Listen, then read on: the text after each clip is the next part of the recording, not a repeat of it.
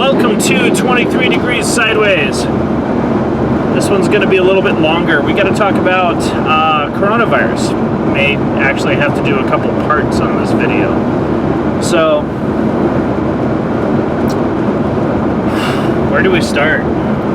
Steve Sisolak is the governor of the state of Nevada. I'm here right now. And, you know, a lot of people think he's just evil, horrible. He's a Democrat. What he is he's scared. I mean, yes, he's authoritarian. Yes, he does actually think that he has authority, moral and ethical authority over you and responsibility for you, okay? He does, in fact, think he's in charge. So if you get sick and die, it's on him in a fashion because he didn't control you well enough to keep you healthy. Now, there's absolutely an authoritarian response when it comes to coronavirus, but understand that the guy is actually scared, and he's out of his depth. He's absolutely out of his depth. He does not know. I've listened to his speeches, his ranting, his pounding the podium, and annoyance because people are trying to do things like eat food, and he doesn't like it. And he doesn't know that there is a virus called SARS-cov-2, and that the virus is not the disease, COVID-19. COVID-19 is a disease which emerges usually, always, usually, in the presence of the SARS-CoV-2 virus. We have had times where people have had COVID-19 diagnoses without the virus present. We'll just call those outliers. That's just weird. Like, when you get billions of humans, weird stuff happens. So let's assume that the virus is necessary for the disease, but the disease is not necessarily something that follows the virus. There's a lot of other factors in there. Insufficient vitamin D is probably the biggest one. It looks, you know, and I'm not telling you anyone is wrong. I'm not telling you that Fauci made a bunch of money scaring people about AIDS and predicted millions of deaths. I'm not going to say any of that. But it looks like there's a possibility that vitamin D sufficiency, natural vitamin D sufficiency, because there is a difference with the supplemented hormone versus the naturally produced hormone. It does look like vitamin D sufficiency could cause people to not get SARS-CoV-2, the virus itself, and we definitely know that the reduction in instances of the illness, COVID-19, is dramatic, like really dramatic. Like, this is something that is more important than masks, hand washing, social distancing, every government program put together. It is big. Like, we're talking in the 96% big range. It's a big deal, you know. We know that a drug that I can't name in proper doses has a pretty significant effect. It's not the end-all, be-all, one magic pill that beats having a vaccine or whatever it is people keep fighting about, but it's definitely a real factor. It's a real thing, and we also know that zinc, in conjunction with that, is a big deal. And we know a little bit about why. We know something about how this affects the receptors that the virus has to bind to procreate, to multiply. So we know that. We don't know exactly how it works, but we do actually know some stuff. One thing we know, the evidence is that vitamin D is a big deal. Okay, most people still think vitamin D is a vitamin that you can't get in your food or something, and you have to supplement, and it's actually a steroid hormone that you make out of cholesterol in your body when exposed to sunlight. It's made in your skin organ. It is literally produced. I mean, there's just don't know how it is that people don't know this. But there you go. So our governor is out of his depth and scared. And he doesn't know, he doesn't really know what's going on. He knows that if he shuts things down enough, he can stop the spread. And no one will get it. And there will be no more positive tests. That's what he knows. That's completely incorrect and has no connection with reality, but it is what he knows.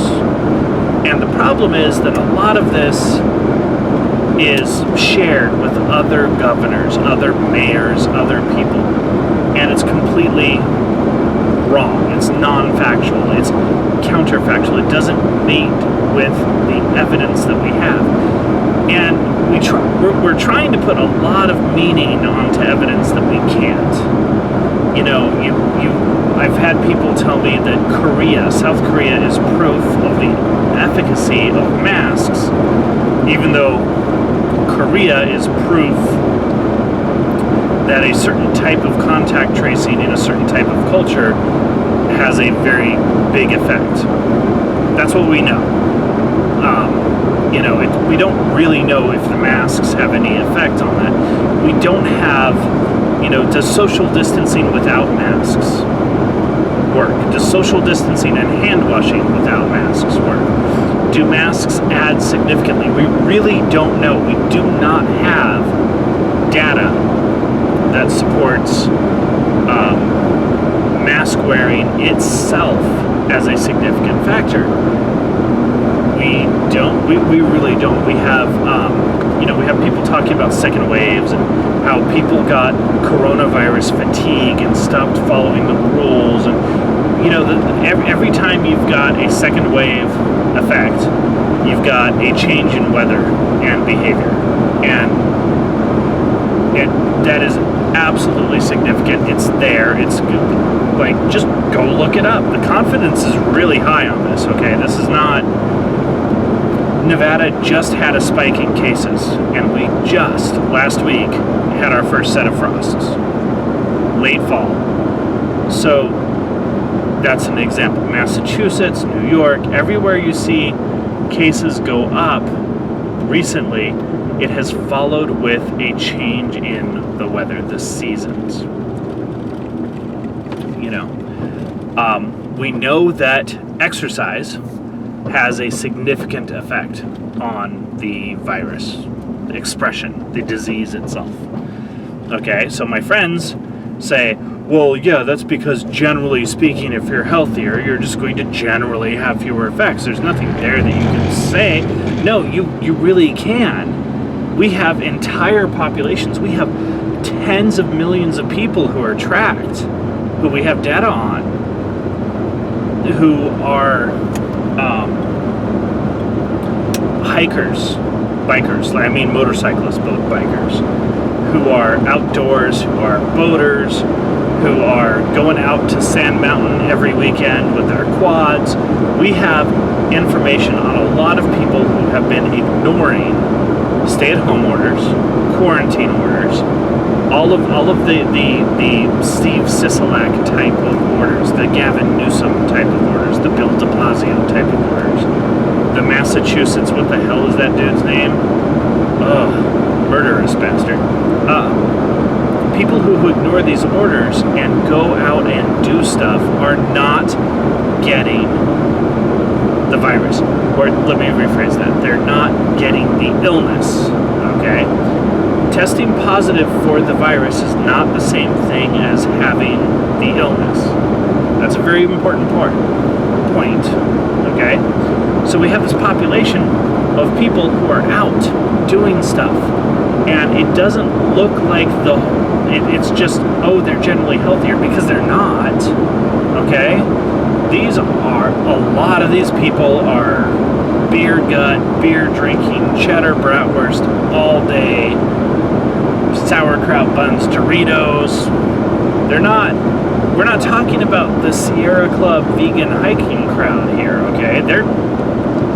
They stayed inside and got sick.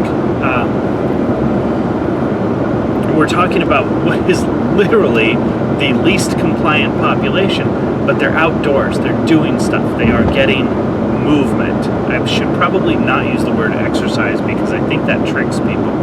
They are outside moving around, they are living life, and that seems to have a really big effect on the expression of the virus. And no one wants to look at that. No one wants to admit it. No one wants to play with those numbers. You can't find anyone doing real research or real reporting on those numbers. You can go look. You can go look at the attempt to make Sturgis into a super spreader event. Like super spreader is this new term for you did stuff we don't like. And quite often there's really no basis in reality. There's go look at the data, go look at how the universities, statistics departments, had to call out the data. The fake data, the fake conclusions on Sturgis. Sturgis is better than Sweden as proof that we're not behaving correctly with this. Okay? And that brings up the problem with Donald Trump, because Donald Trump has really screwed up some of the coronavirus response. And I'll tell you about that in video number 2.